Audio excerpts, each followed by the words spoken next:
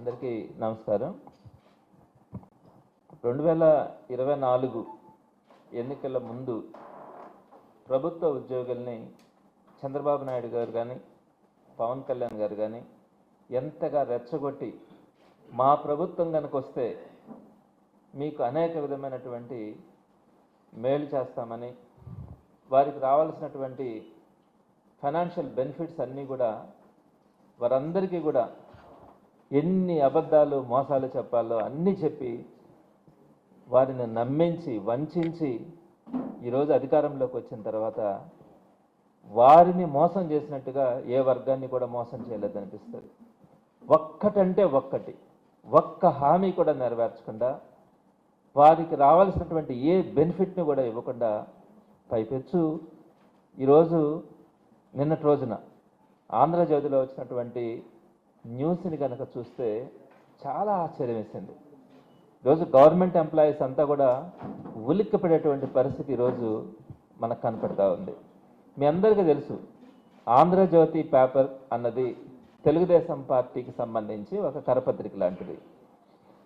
చంద్రబాబు నాయుడు గారు ఎప్పుడైనా కూడా ఏదైనా ప్రజా వ్యతిరేక నిర్ణయాలు తీసుకోవాలంటే దాన్ని ముందుగా ఆయనకి సంబంధించినటువంటి ఎల్లో మీడియాలో లీకులు ఇవ్వడం, దాన్నంతా కూడా ప్రజల్లోకి బాగా ఎక్కించిన తర్వాత ఆ తర్వాత దాన్ని ఆయన అమలు చేయడం కూడా మనము అంతకుముందు ఆయన ప్రభుత్వంలో చూసినాం, ఇప్పుడు కూడా ఆయన ప్రభుత్వంలో మనం వస్తూ ఉన్నాం.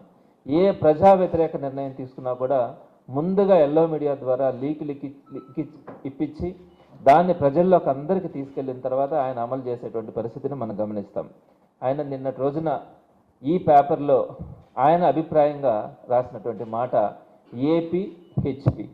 ఏపీ అంటే ఆంధ్రప్రదేశ్, హెచ్పి అంటే హిమాచల్ ప్రదేశ్. అంటే ఆంధ్రప్రదేశ్ హిమాచల్ ప్రదేశ్ లాగా తయారవుతా ఉంది అనే అంశం అనమాట.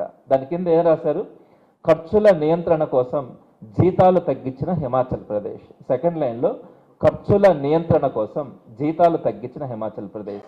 ఆర్థికంగా మనము అంతంతే, అంటే ఆంధ్రప్రదేశ్ కూడా. జీతాలు పెన్షన్ల వ్యయం ఏపీలో అత్యధికంగా ఉంది. ఇలాగైతే మనది హిమాచల్ ప్రదేశ్ లాగానే. రాష్ట్రాల సొంత ఆదాయంలో ఉద్యోగుల జీతాలు పెన్షన్లదే అగ్రబాట.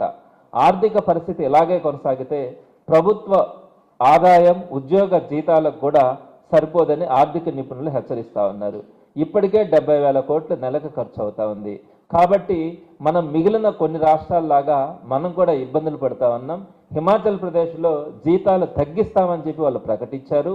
కాబట్టి ఆంధ్రప్రదేశ్లో కూడా అదే పరిస్థితిలో రాబోయే రోజుల్లో ముందుకెళ్లే పరిస్థితి ఉంటుందని చెప్పి నిన్నటి రోజున ఈ పత్రిక చదివిన తర్వాత చంద్రబాబు నాయుడు గారు ఎంత కుట్ర చేస్తా ఉన్నారో ప్రభుత్వ ఉద్యోగుల మీద అన్నది అర్థమవుతా ఉంది. ప్రభుత్వ ఉద్యోగులు పాపం చాలా ఆశ మీద ఉన్నారు. కొత్త ప్రభుత్వం వచ్చిన తర్వాత గత ప్రభుత్వం వైఎస్ఆర్సీపీ ప్రభుత్వం జగన్మోహన్ రెడ్డి గారు రాగానే ఐఆర్ 27% మొట్టమొదటి క్యాబినెట్లోనే ఇచ్చారు. మొట్టమొదటి నెల నుంచి కూడా దాన్ని ఇంప్లిమెంట్ చేసినటువంటి పరిస్థితి. అలానే కోవిడ్ టైంలో కూడా ఇంచుమించుగా 2 సంవత్సరాలు మనకు కష్టాలున్న 1వ తేదీ టెన్షన్గా నో వర్క్ అయినా కూడా జీతాలు ఇచ్చినటువంటి పరిస్థితి. అన్ని కష్టాల్లో కూడా 23% పిఆర్సీ ఇచ్చినటువంటి పరిస్థితి. ఉద్యోగులకు కానీ ఉపాధ్యాయులకు కానీ అనేకమైనటువంటి ప్రమోషన్స్, ప్రతి రంగంలో కూడా ప్రమోషన్స్. ఈ విధంగా ఇచ్చినటువంటి ఘనత ఆ రోజు వైఎస్ఆర్సీపీది అయితే అంతకంటే మంచి జరుగుతుంది అని చెప్పి ఈ టీడీపీ ప్రభుత్వాన్ని నమ్ముకుంటే 2 సంవత్సరాలు అయింది ఈ రోజుకి ప్రభుత్వం వచ్చి. సుమారుగా ఏ ఒక్కటి కూడా మంచి జరిగేటువంటి పరిస్థితి లేదు. అత్యంత దారుణమైనటువంటి పరిస్థితిలో ఉన్నాం. వారు ఇచ్చినటువంటి మేనిఫెస్టో ఏదైతే తెలుగుదేశం పార్టీ ఒక మేనిఫెస్టో ఇచ్చిందో ఈ మేనిఫెస్టోని ప్రజలందరూ కూడా నమ్మారు. ఎందుకంటే బీజేపీ, పవన్ కళ్యాణ్, చంద్రబాబు వీరు ముగ్గురు కలిసి ఇచ్చినటువంటి ఈ మేనిఫెస్టోని తప్పకుండా అమలు చేస్తారు అనే ఆశతో ముందుకు రావడం కూడా జరిగింది. ఒక మేనిఫెస్టో ఇచ్చిన తర్వాత ప్రజలకు ఒక నమ్మకం కలిగించినటువంటి వైఎస్ఆర్సీపీ ప్రభుత్వం తర్వాత ఈ టీడీపీ ప్రభుత్వం ఇచ్చినటువంటి మేనిఫెస్టోని కూడా 3 పార్టీలు కలిపి ఇచ్చినందువల్ల తప్పకుండా న్యాయం జరుగుతుందని ఆశించారు. దీంట్లో ఏమని రాస్తున్నారు? ఉద్యోగులకు సంబంధించి సిపిఎస్, జిపిఎస్ విధానాన్ని సమీక్షించి ఆమోదయోగ్యమైన పరిష్కారానికి కృషి చేస్తాం. అంటే ఓపీఎస్ తీసుకురావడానికి దానికి దగ్గరగా ఈ సిపిఎస్ కానీ జిపిఎస్ కానీ ఈ రెండింటిని కూడా కాకుండా ఓపీఎస్కి దగ్గరగా తీసుకొని వస్తామని చెప్పడం కూడా జరిగింది. అలానే ఉద్యోగులకి మెరుగైన పిఆర్సీని అమలు చేస్తామని చెప్పారు. 2వ పాయింట్గా పిఆర్సీ విషయంకి వచ్చేటప్పటికి 2023 వాళ్ళ మేనిఫెస్టోలో గత పిఆర్సీ వారి యొక్క మేనిఫెస్టోలో పేజీ నెంబర్ 28లో వారు చెప్పినటువంటి అంశాలు ఇది. మీడియా మిత్రులు తీసుకోండి దయచేసి. వారు ఏం చెప్పారు వారి మేనిఫెస్టోలో? ఎక్కడ కూడా టిఆర్ఎస్ ఆర్టీసీ సిబ్బంది సంక్షేమం పేజీ నెంబర్ 28 14వ అంశం. ఆర్టీసీ కార్మికుల ప్రభుత్వం విలీన ప్రక్రియ పూర్తి చేసి 2 పిఆర్సీ బకాయిలు వెంటనే చెల్లిస్తాం. వచ్చే పిఆర్సీ పరిధిలోకి టీఎస్ఆర్టీసీ కార్మికులను చేరుస్తాం. రాష్ట్ర ప్రభుత్వ ఉద్యోగులతో సమానంగా అన్ని వసతులు సదుపాయాలను కల్పిస్తాం. ఆర్టీసీ బస్సులను ఆధునీకరించి విస్తరిస్తాం.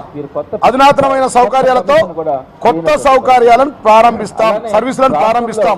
ఆర్టీసీ యూనియన్ పునరుద్ధరణకు అనుమతిస్తాం. ఇది వారి ఇచ్చిన యొక్క మేనిఫెస్టో. అక్కడ ఈ యొక్క సమస్యలపై దగ్గర దగ్గర ప్రభుత్వం వచ్చి ఇన్ని నెలలు అయిపోయింది, ఇంకా కూడా మా సమస్యలను ఈ రాష్ట్ర ముఖ్యమంత్రి కాంగ్రెస్ పార్టీ పట్టించుకుంటలేదన్న ఉద్దేశంతో ధర్నా చేస్తే వాళ్ళని రెచ్చగొట్టే విధంగా ఇప్పుడే ఒకవైపు ధర్నా జరుగుతూ ఉంటే ఇంకొక వైపు పత్రికా ప్రకటన 23/4/2026 ఇది చూసుకోవాలి, ఇది ఇంపార్టెంట్. ఒకవైపు కార్మికులు తమ సమస్యలపై తక్కువ జీతాలు పొందే ధర్నా చేస్తుంటే వాళ్ళని పిలిపించి మాట్లాడించాల్సిన ముఖ్యమంత్రి పత్రిక ప్రకటన పెట్టి రిక్రూట్మెంట్ చేస్తా ఉన్నారు. డ్రైవర్లను, కండక్టర్లను మీరు రాకున్నా సరే మేము సర్వీసులను నెలకొల్పుతాం. ఈ బాధతో, ఈ యొక్క బాధతో నర్సంపేట బస్ డిపోలో ఇలా అక్కడి యొక్క డ్రైవర్ అయినటువంటి శంకర్ గౌడ్ గారు ఆత్మహత్య ప్రయత్నం, పెట్రోల్ పోసుకొని నేను చచ్చిపోతా, ఆర్టీసీ కార్మికుల కోసం చచ్చిపోతా, ప్రభుత్వం మాటిచ్చిన మాటల మీద లేదని చెప్పి పెట్రోల్ పోసుకొని తగలబడుతున్న సందర్భంలో, చనిపోతానికి ప్రయత్నిస్తున్న సందర్భంలో ఇవాళ ఆయన పరిస్థితి బాగలేదు. అంటే ఇవాళ ఈ యొక్క ప్రభుత్వం యొక్క పరిస్థితి ఈ విధంగా వెంటనే కేబినెట్ లో ఏ అంశాలని పక్కన పెట్టి శంకర్ గౌడ్ మరి ఆత్మహత్య ప్రయత్నం చేసిండు. ఆ సమస్య పరిష్కారానికి కోసం ప్రయత్నం చేయాలి. ఈ కేబినెట్ లో దాన్ని మొదటి అంశంగా, మొదటి ప్రాధాన్యతగా తీసుకోవాలా. తీసుకోకపోతే మాత్రం రేపటి నుంచి ఆర్టీసీ కార్మికుల ధర్నాలు కాదు, ఈ రాష్ట్రంలోని మంత్రులు, ముఖ్యమంత్రి, ఎమ్మెల్యేలు ఒక్క ఊర్లో, ఒక్క నియోజకవర్గంలో తిరగనివ్వం. దానికి తిరగనీయకుండా కార్మికులంతా నిలదీయాలని చెప్పి సందర్భంగా తెలుస్తుంది. ఈ యొక్క అంశానికి పూర్తిగా మరి బీఆర్ఎస్ పార్టీ మద్దతుగా ఉంటుందని చెప్పి మేమంతా మీతో ఉంటాం. ఆర్మూర్ నియోజకవర్గంలో నిజామాబాద్ జిల్లా అధ్యక్షుడిగా నిజామాబాద్ ఆర్టీసీ కార్మికులతో పాటు ఈ రాష్ట్ర కార్మికులకు మేము సపోర్ట్ గా ఉంటామని చెప్పి సందర్భంగా. ఈ రాష్ట్ర ముఖ్యమంత్రికి ఏమైనా సిగ్గుందాయా?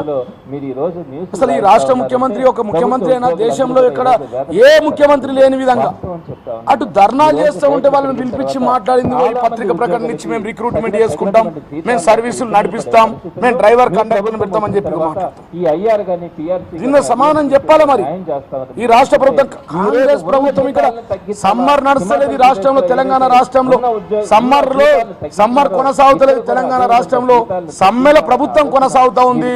ఇది ఇందిరమ్మ రాజ్యం కాదు, ఈ రాష్ట్రంలో ఇందిరమ్మ ఎమర్జెన్సీ కొనసాగుతా ఉందని చెప్పి సందర్భం తెలియజేస్తున్నాం. ప్రశ్నిస్తే కేసులు, మాట్లాడితే కేసులు, నిలబడితే కేసులు.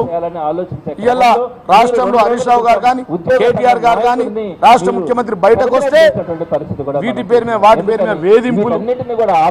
అంటే ఏం కొనసాగిస్తా ఉన్నారు చూడండి. మీరు చేసేది ఏం లేదయా, మీరు చేసేది రాకెట్ సైన్స్ కాదయా. ఆ రోజు గౌరవ తెలంగాణ ముఖ్యమంత్రి గారు ప్రకటించింది ఆల్రెడీ, మాట్లాడకుండా చేయడానికి ఆగస్టు 2వ తారీఖు 2023 నాడు 4 గంటల 36 నిమిషాలకు గౌరవ తెలంగాణ తొలి ముఖ్యమంత్రి, ఫాదర్ ఆఫ్ ద తెలంగాణ జాతిపిత అయినటువంటి కేసీఆర్ గారు ఆర్టీసీ కార్మికుల సంక్షేమాన్ని దృష్టిలో పెట్టుకుని ఆ రోజు ప్రకటించింది. పుట్టిగానే ప్రకటించలే, దాని తర్వాత వారి యొక్క సమస్యలు Act 7 of 2023 మీడియా మిత్రులు photo Act 7 of 2023 the Telangana state road transport corporation absorption of employees into government service act 2023. నువ్వు వీకేదేందే రాష్ట్ర ముఖ్యమంత్రి కాంగ్రెస్ ప్రభుత్వంలో నువ్వే అన్నావు కదా నేను గుంపు మేస్త్రిని. మరి ఈ గుంపుకి ఎందుకు పనిచేస్తలేవు ఆర్టీసీ కార్మికుల కోసం? ఇది ఒక గుంపే కదా, నేను గెలిపించిన వాళ్ళే కదా, నీకు ఓట్లు వేసిన వాళ్ళే కదా. ఈ యాక్ట్ ని గౌరవ తెలంగాణ తొలి ముఖ్యమంత్రి కేసీఆర్ గారు ఆ రోజు యాక్ట్ 2023 అని యాక్ట్ నంబర్ 2023లో తీసుకురావడం జరిగింది. దాన్ని చాలా స్పష్టంగా చెప్పి దీన్ని అమలు అయ్యాయా. కొత్తగా జీవో కూడా క్రియేట్ చేయాల్సిన అవసరం లేదు, యాక్ట్ తీసుకురావాల్సిన అవసరం లేదు. దాని తర్వాత మళ్ళీ రాష్ట్ర ముఖ్యమంత్రి గారు స్వయంగా గజెట్ కూడా తెలంగాణ రాజపత్రం చూడాలి.